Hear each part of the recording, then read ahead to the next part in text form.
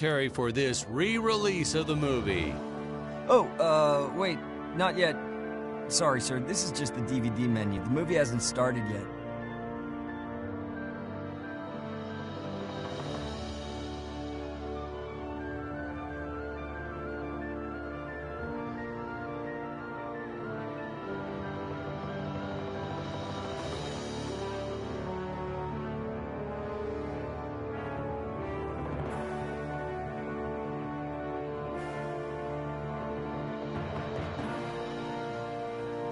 Well, I see you dug up the original movie poster.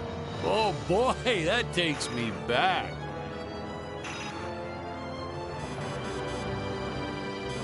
Wait, whose volume does that control? Hey, is this thing on?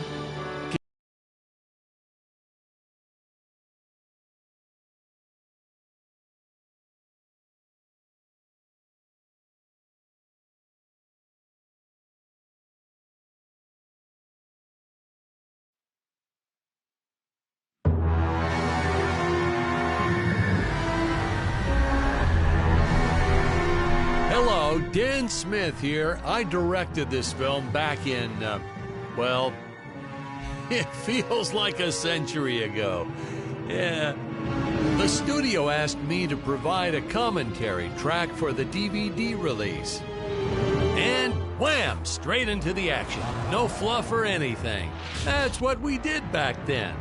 Crash-landed ship. Out pops our hero, the fearless Dick Starspeed.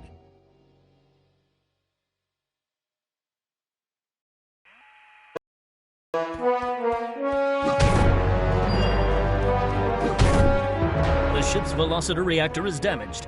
I believe that I am stranded on an alien planet. Played, of course, by actor Jonathan Digby. Went on to some minor roles after this. Such a shame. I thought from day one this guy's got leading man written all over his face.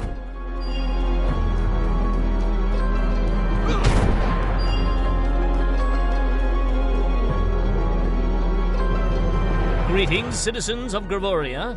I am Dick Starspeed, and I come in peace. Probably shouldn't have had Dick draw his weapon when he was talking about peace. Well, maybe one day we'll go back and CG it into a sandwich or something instead. Ha! Just kidding. And this is what people pay to see. A no-name middle-aged B-list actor duking it out with stuntmen and costumes. Such stunning choreography. Now, the extras in those robot suits really knew how to take a punch. No, literally. I told Jonathan not to hold back. Give it all to him. Kick him in the nuts and bolts. And I know what you're thinking, but don't worry. We handled it responsibly. Holy smokes! We made them all sign waivers not to sue for injuries.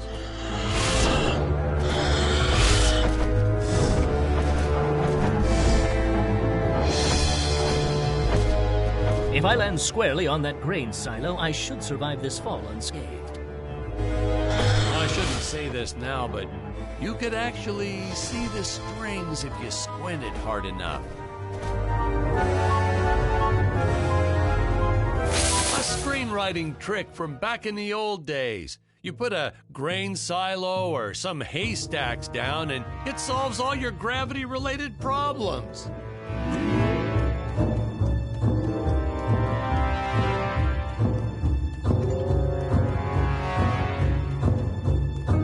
It appears some of my equipment was lost when my ship was shot down. But what luck! This high-tech scanner reports that my ray gun is nearby.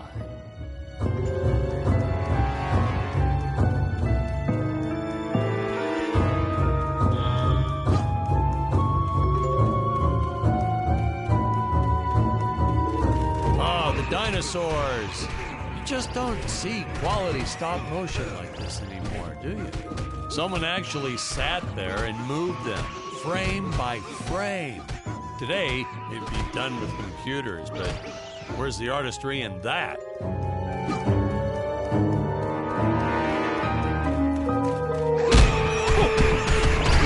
Now, if the trees here look a little plastic, well, it's because they are.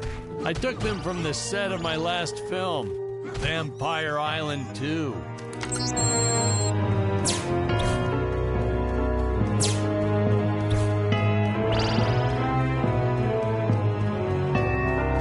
Fair share of nasty letters from scientists complaining about our portrayal of the dinosaurs. Was news to me. Apparently these stegosauruses weren't meat eaters. Must have preferred shellfish or something. Wow, how do they know? That's what I say.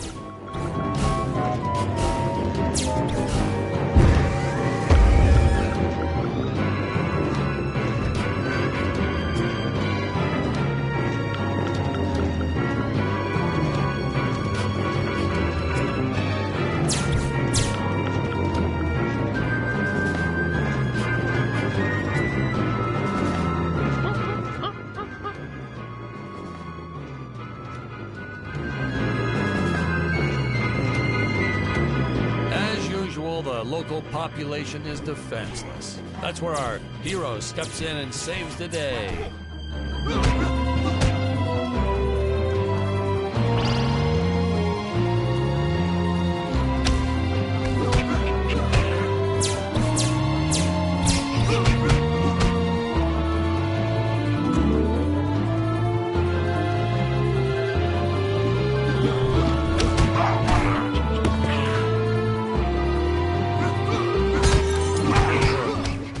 Jonathan threw a lot shooting this film. He wasn't the best actor, especially when reacting to getting hit. He's what you call a flincher. So I told the stuntman to really just go to town on him. It's the only way to get an honest performance sometimes. Our props master tried to make the weapons soft, but there's only so much you can do. Lucky for us, Dick's entire body was covered in that spacesuit. That thing was a lifesaver when it came to hiding bruises. They dissolved into what appears to be gold.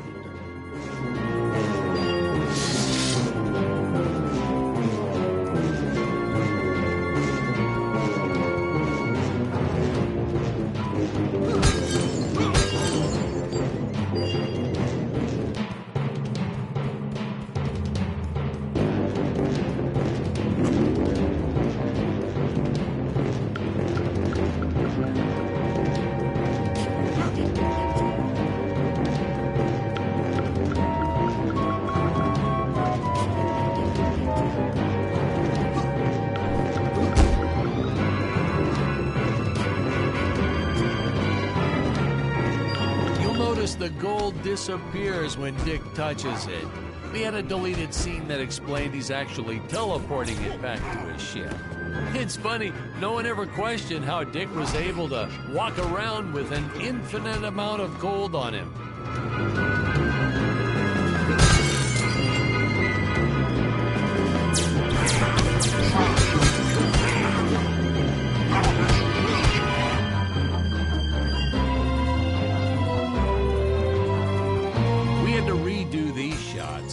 Our first attempt was kind of a disaster.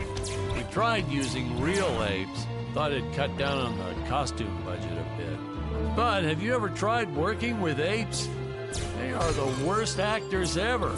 They don't sit still for a moment, and the second you take your eyes off of them, they're flinging their feces all over the place. Jonathan refused to work with them after he got well, let's just say that he had to take more than a couple of showers one day. You know, you never forget the smell of monkey poo. We steam cleaned the studio top to bottom.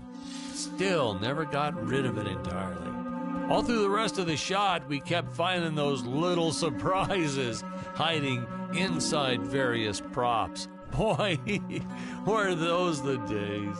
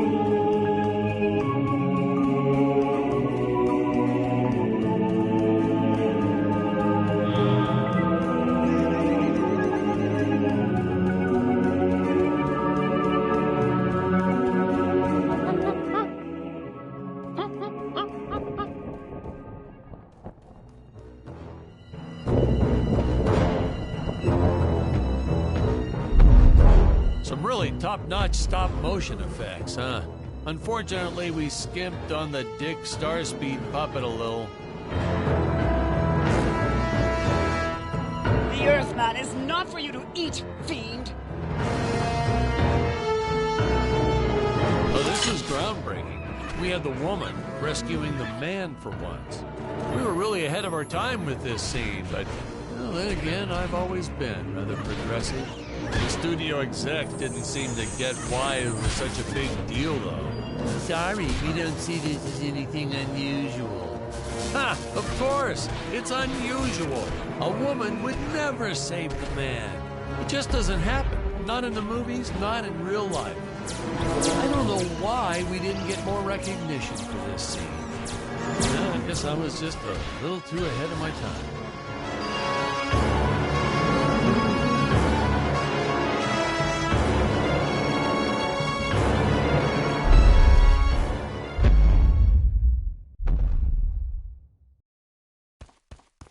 We're supposed to be seeing Dick and Scarlett's first dialogue scene here. Thank you for saving me, strange woman. What is your name? I am the magnificent Scarlet Nova. Do not question my motives. Just be happy that you are still alive. I must speak with my father at once. I shall teleport to his chambers.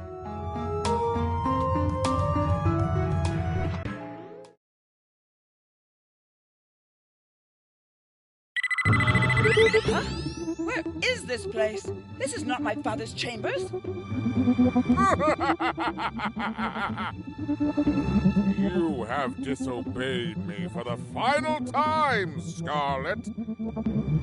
Enjoy an eternity in the Tower of Eternal Solitude. For all eternity! The old fool did not notice I am wearing my jetpack. Booster usage. Jump. Wait. Wait. Use booster. Survive deadly fall.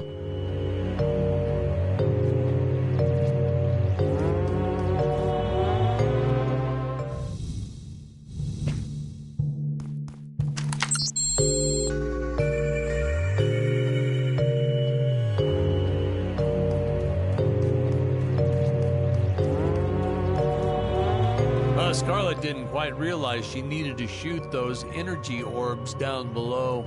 Keep in mind, Stacy was doing this on a soundstage, okay?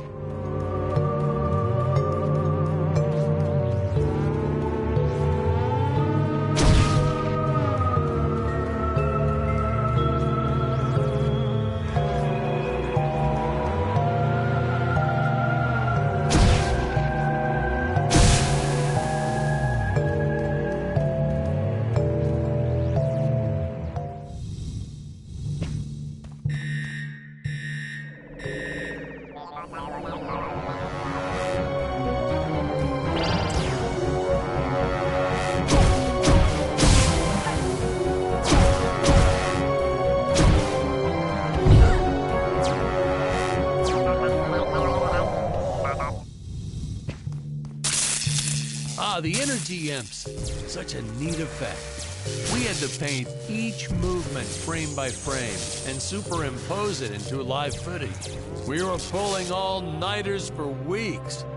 Well, when I said we, I meant the artist. I'm pretty much useless if I don't get a solid 10 hours a night. But they were at it forever. They had to redo it all because I accidentally told them red instead of blue the first time. Artists. Ooh, the fearless sea monster, always patrolling the shore, eagerly awaiting for his next meal.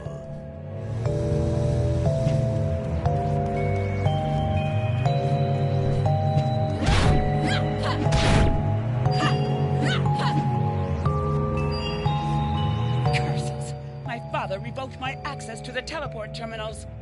I shall only be able to utilize the ones I activate manually.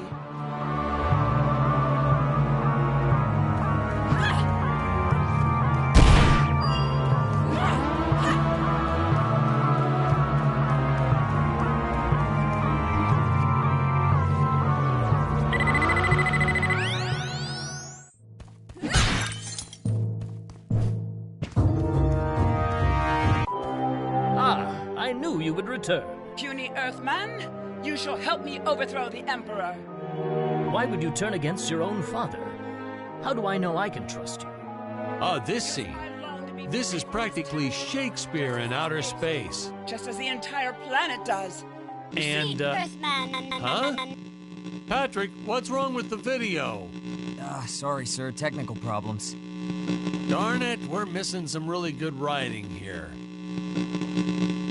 There. Sorry about that. Well, we just passed right by her big scene.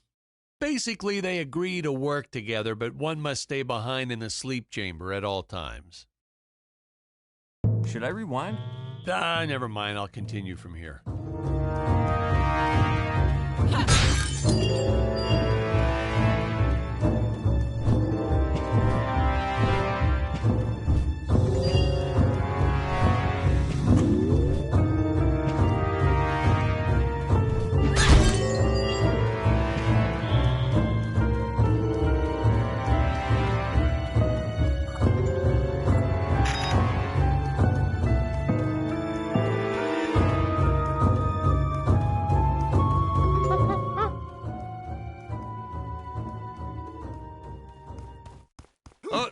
Spoiler alert, our heroes may or may not find a particular tool that will allow them to destroy those rock barriers later on in the film. Right from the start, our budget was a little tight, even by standards back then. To make do, Tony shot a couple scenes in black and white. Originally, he intended to use it for flashbacks, but then I had to break it to him. Our film doesn't have flashbacks. We almost made it a silent film just to cut costs. I felt it was an absolute necessity we have a T-Rex in this film, but we got this Serato thing instead. Of course, I went through the whole production thinking it was a T-Rex because, really, who can tell the difference anyway?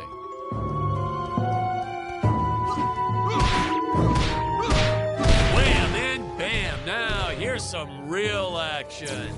Nothing like an adrenaline boost to get our hero to really start wailing on those monsters. We were unsure how to represent a surge of adrenaline at first, but I think we nailed it. Yeah,